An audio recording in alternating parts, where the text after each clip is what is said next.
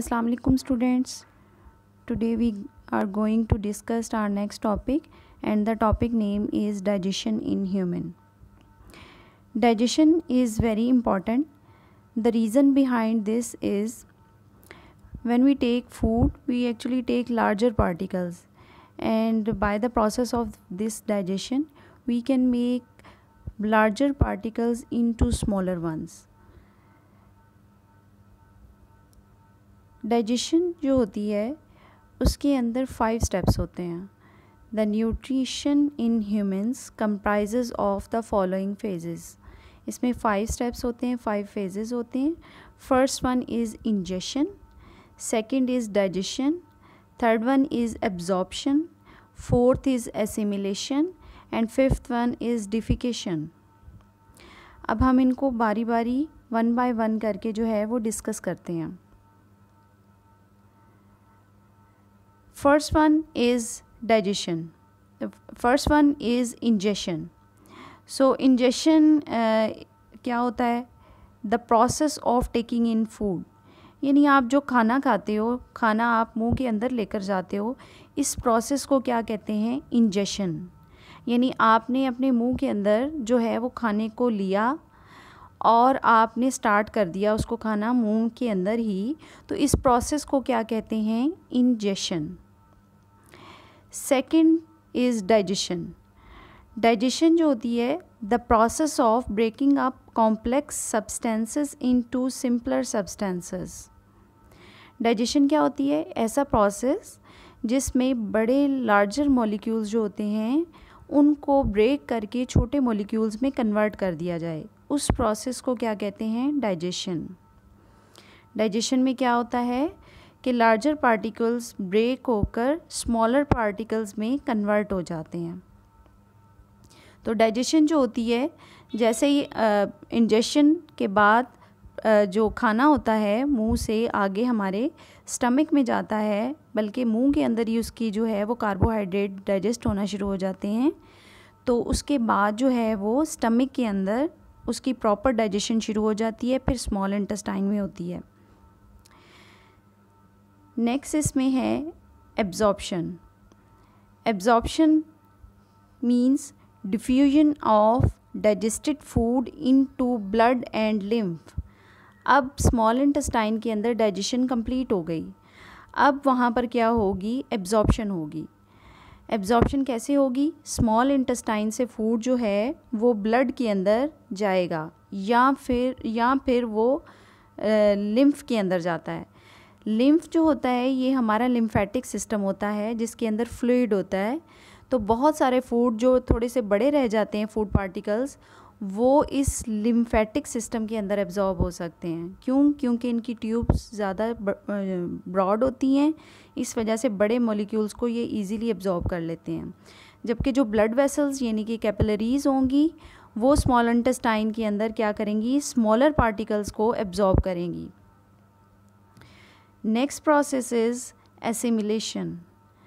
Assimilation का मतलब ये होता है कन्वर्जन और incorporation of absorbed simple food into the complex substances constituting the body. Assimilation का मतलब यहाँ पर ये है कि अब एब्जॉर्प्शन के बाद फूड जो है वो कहाँ चला गया? ब्लड के अंदर. फाइनली वो ब्लड में आ जाएगा. लिम्फ का भी, लिम्फेटिक सिस्टम का फूड भी ब्लड के अंदर आ जाएगा एट द एंड. तो फिर उसके बाद क्या होगा कि वो सारा फूड जो होगा पूरी बॉडी के सेल्स को मिलेगा, सर्कुलेशन होगी, ब्लड सर्कुलेट करेगा और तमाम सेल्स जो होंगे उनको क्या देगा? उनको फूड प्रोवाइड कर देगा. जब सारे सेल्स, सब टिश्यूज़ को फूड मिल जाएगा तो वो सेल्स और टिश्यूज़ क्या करेंगे? वो उस फूड को, उन छोटे पार्टिकल्स को दोबारा से आपस में ज्वाइन करेंगे और उससे अपने स्ट्रक्चर्स बनाएंगे, जैसे सेल की मेम्ब्रेन का स्ट्रक्चर. ठीक है, इस तरह क्या करते हैं कि वो स्मॉलर पार्टिकल्स को आपस में मिलाकर क्या बना देते हैं? स्ट्रक्चर्स बना लेते हैं अपने. इस प्रोसेस को क्या कहते हैं? Assimilation. Next last process is defecation. and defecation is actually the elimination of undigested food from the body. Small intestine में जो फूड होता है उसमें से यूज़फुल जितना भी मटेरियल होता है वो ब्लड के अंदर एब्जॉर्ब हो जाता है, और जो यूज़फुल नहीं होता, जो अनडाइजेस्टेड रह जाता है, वो फूड लार्ज इंटेस्टाइन में चलना शुरू हो जाता है। लार्ज इंटेस्टाइन के बाद वो रेक्टम में जाके थोड़ी देर के लिए स्टोर हो जाता है, और उसके बाद वो हमारी बॉडी से एक्सपेल हो जाता है, बाहर निकल जाता है। इस अनडाइजेस्टेड फूड मटेरियल के बाहर निकलने को क्या कहते हैं? Defecation. Defecation is a process of elimination of undigested food material.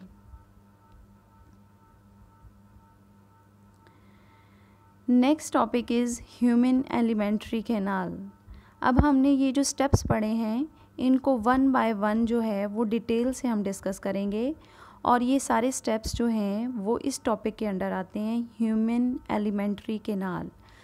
Alimentary canal जो होती है वो एक ऐसी ट्यूब होती है जो कि माउथ से स्टार्ट होती है और एनस पर एंड होती है, ठीक है।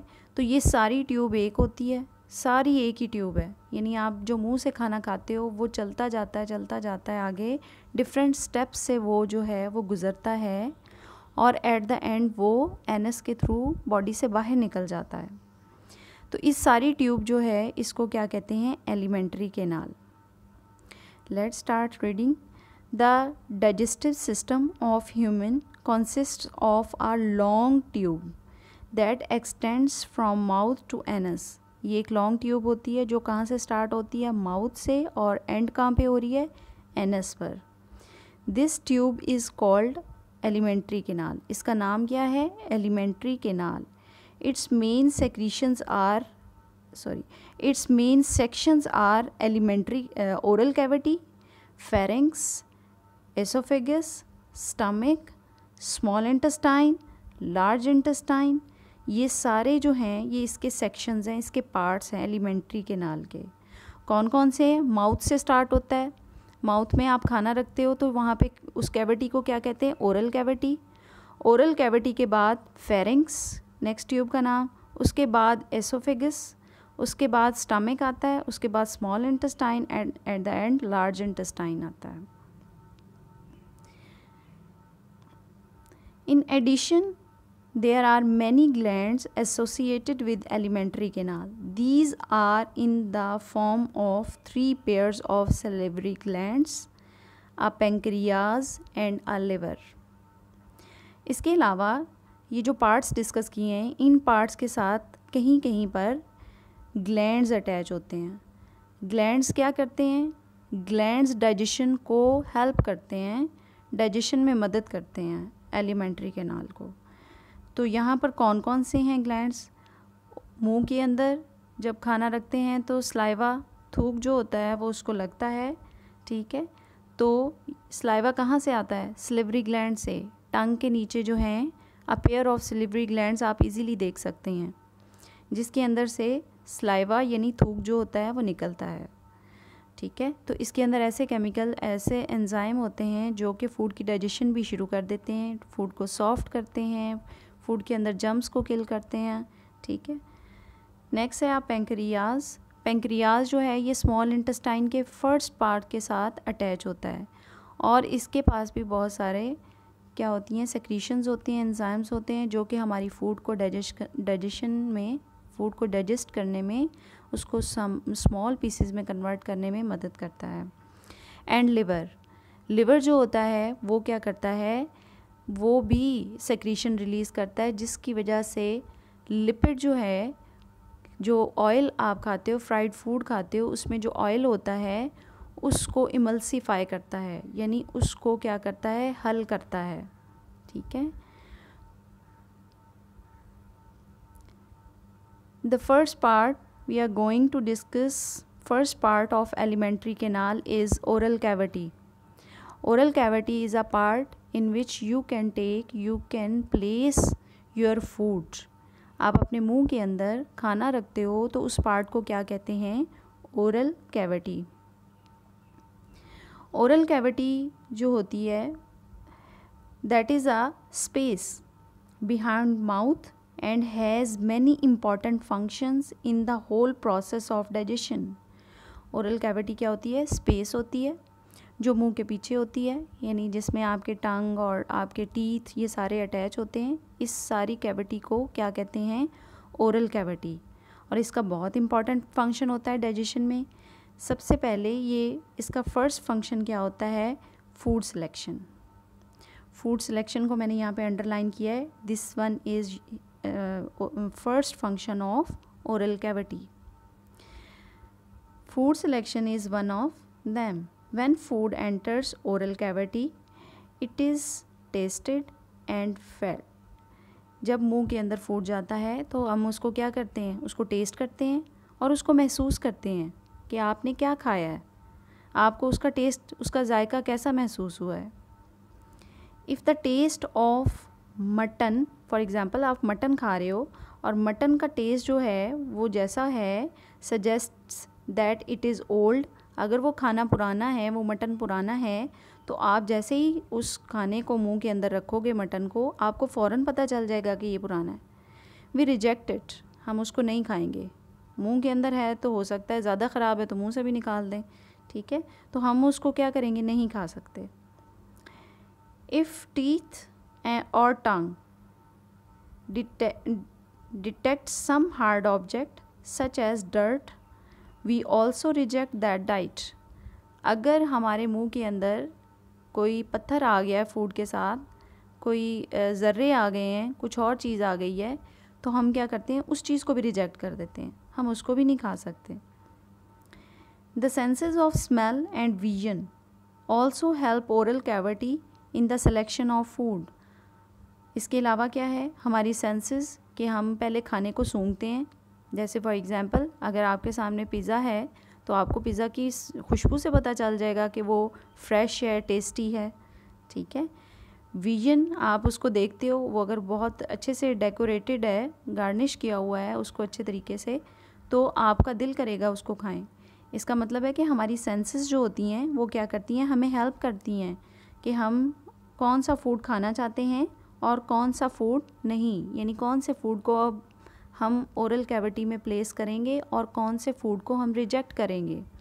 तो सेंसेस भी इस काम के लिए हेल्प करती हैं। Now the second function of oral cavity, the second function of oral cavity is grinding of food by teeth. अब सेकंड काम ओरल कैविटी के क्या है? आप चबाते हो खाने को, मीन्स टीथ जो हैं वो उसको क्या करते हैं? ग्राइंड करते हैं, फूड को छोटे पीसेस में कन्वर्ट करेंगे। It is known as chewing और मैस्टिकेशन। एक्चुअली इस प्रोसेस का नाम क्या होता है? मैस्टिकेशन, ठीक है। और साथ चबा रहे हैं, साथ में टंग उसको रोल कर रही है, खाने को पलटा रही है, साथ में सलाइवा ऐड हो रहा है, वो सॉफ्ट हो रहा है, साथ में आप उसको मज़ीद जो है आपके टीथ जो हैं वो क्या करेंगे? उसको छोटे पीसेस में कन्वर्ट करते जाएंगे। This is useful because oesophagus can pass only small pieces.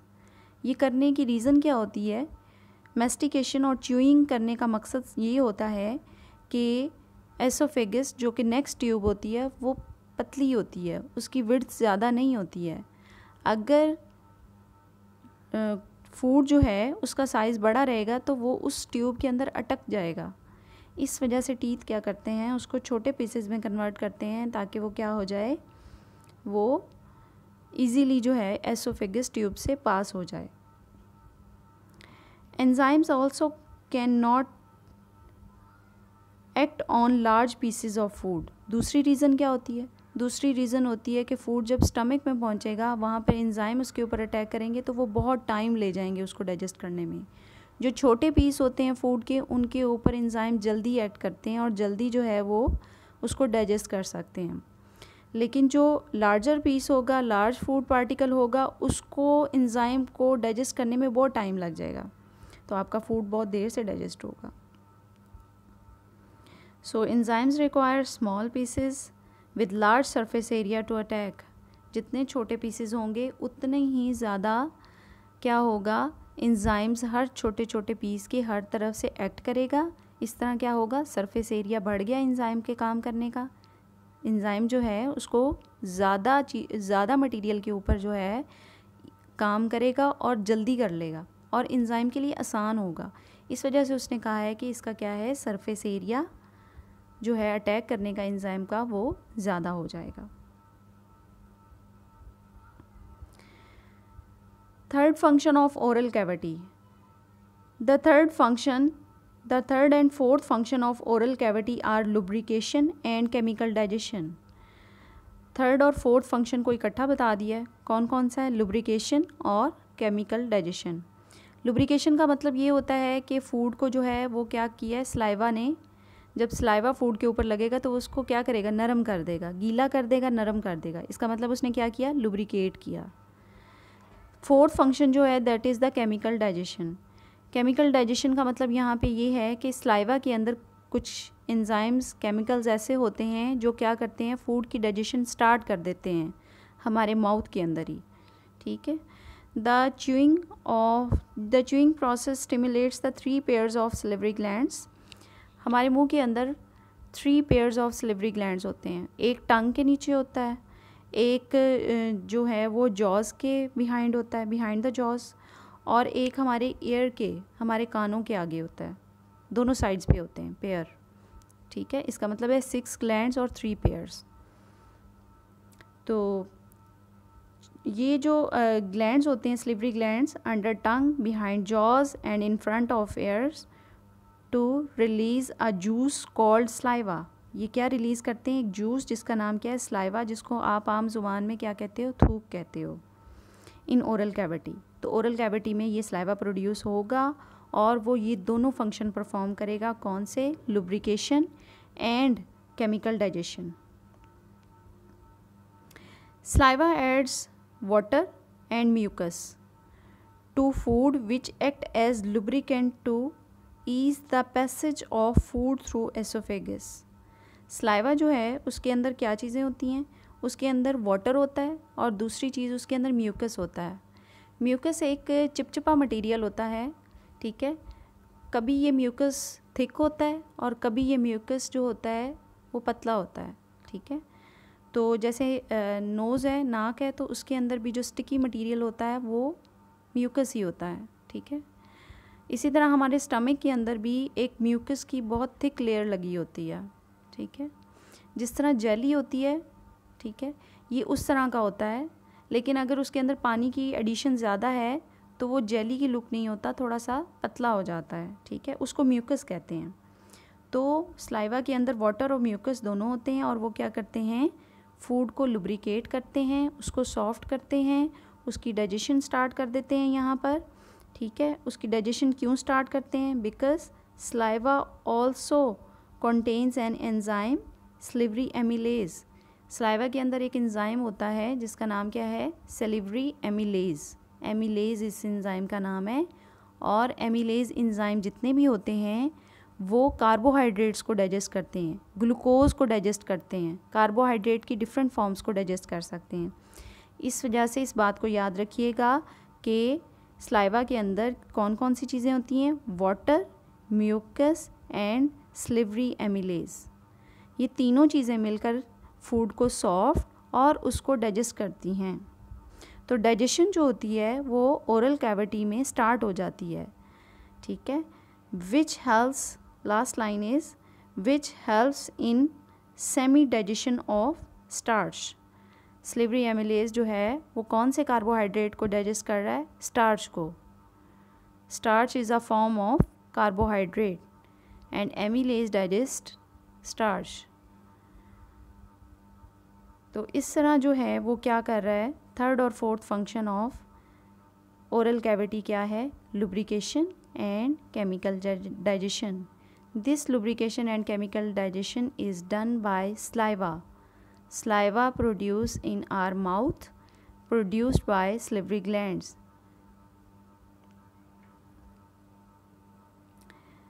During the process of chewing, lubrication and semi-digestion, the pieces of food are rolled up by tongue into small, slippery, spherical mass called bolus. जब ये सारा process lubrication और chemical digestion का हो रहा होता है उस टाइम पे हमारी टंग जो होती है उसका भी एक काम है, वो क्या करती है, वो उस फूड को रोल करती है। ठीक है, पलटाती है उसको और रोल करती रहती है। उस रोल करने से काफ़ी सारे काम होते हैं।